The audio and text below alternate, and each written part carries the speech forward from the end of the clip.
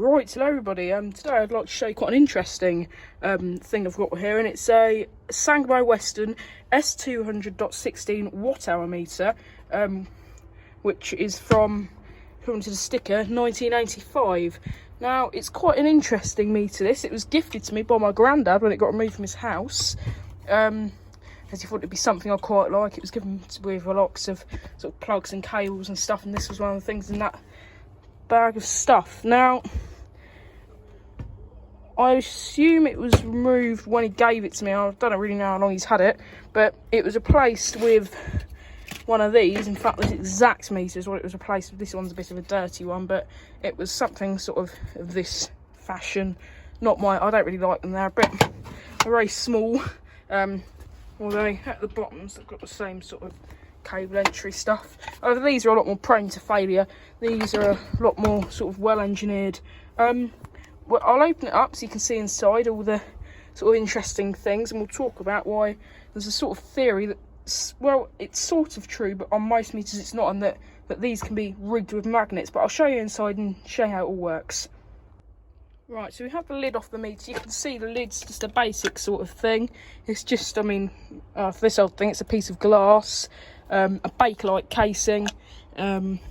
This one, I don't know when this happened, because I'm pretty sure it wasn't like this when I got it. There's a crack, which I've probably got to be careful with, really, because this is made of, I'm pretty sure it's made of Bakelite, which is a form of asbestos, I'm pretty sure.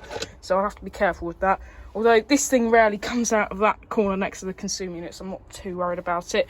But if we tilt it to its side, well, move it to its side, you can see all the interesting parts inside. Now, you can see all these little cogs, which as this disc here spins, which has numbers on it, you can see, these cogs will spin, albeit it will take quite long. You can sort of see the cogs moving. Okay, not really. It does take quite a while to spin, but it is moving. Of course, when this is in use, I'll hook it up to a heater or something, or an electric drill, which will make it spin quite fast, and you'll see it going. But the way this basically works, from my understanding, is there's two coils down here, which you can see, which of course looking brand new. Well, this whole thing inside looks brand new and pristine, because it's basically been preserved with that cover. But these coils have a magnetic field, which I believe makes this spin, and the more current that goes through it, the more of a magnetic field is, which means it spins faster. And these cogs are all sort of fine-tuned, so when that spins, it records how fast it spins, and it would adjust these to the appropriate number. Now, the rumour that these can be rigged with magnets is, on the older versions of these, this was made out of a different metal. On this one, it's made out of aluminium, which isn't magnetic, I think. So a magnet won't affect it. And another thing is the magnet can affect the fields, but I'm pretty sure this is a newer version to avoid that. But again, on the older ones, it can stop this disc from spinning, which means current flows through, but the disc isn't spinning, because it's a very, very light force that makes this very light disc spin. So that's how they would have been rigged. You can see all the sort of big fat terminals. There's not really much else to it, apart from all cogs. It's a pretty simple design, and it's worked very well, and these always do work. You don't really see any of these failed, even after severe overloading. But what I'll do is I will wire it up to a socket of some description, and we'll put some current through it and see what happens. So I thought I'd go through this for those people who don't understand, because this can be quite confusing. Now, the M's are the mains and the L's are the load, and it's just common practice that the lives are both the edges, so the main would go in and the load would come out, and you'd have both your neutrals in here, your main neutral going here, and your load would go there. But I thought I'd put that in, because it does confuse some people and can cause them to wire them up wrong and potentially ruin the meter or trip fuses or whatever. So I thought I'd just point that out.